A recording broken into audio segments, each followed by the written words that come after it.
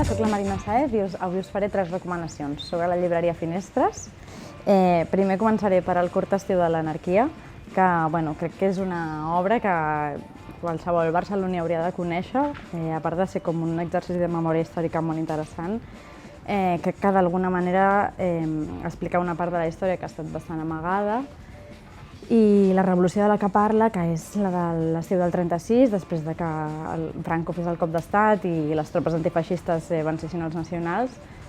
malgrat que sigui una revolució que avui en dia segurament no serà possible perquè els mitjans materials han canviat molt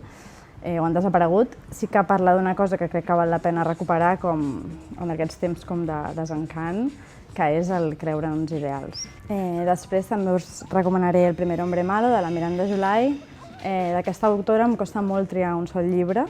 Soc molt fan de tota la seva obra. Qui no la conegui, li recomano que llegeixi tots els seus llibres, vegi les seves pel·lícules i recuperi,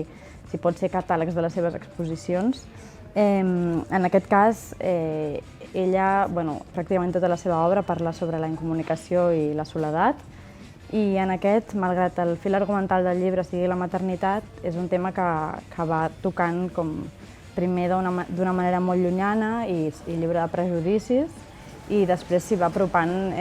fins que al final arriba com al moll de l'os, però per parlar d'una part de la maternitat que potser no és tan habitual parlar-ne, que és com de l'espiritualitat que d'alguna manera muta en la mare. I després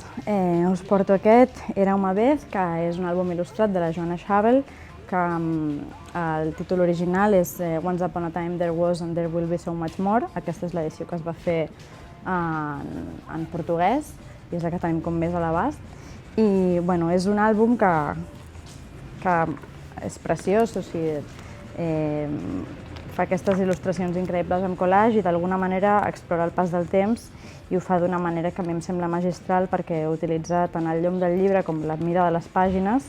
per incorporar aquests elements de tota la narrativitat o la seqüenciació. Les pàgines es van fent més petites conforme ens anem apropant al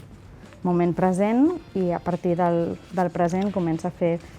les pàgines una mica més grans per començar a parlar del futur. Crec que és una aproximació al pas del temps que no és lineal i que no és a la que estem acostumades en la societat occidental, però que alhora crec que és molt bonica. Us porto Iwo Jim, que és el llibre que acabo de publicar en Finestres, que espero que us agradi molt.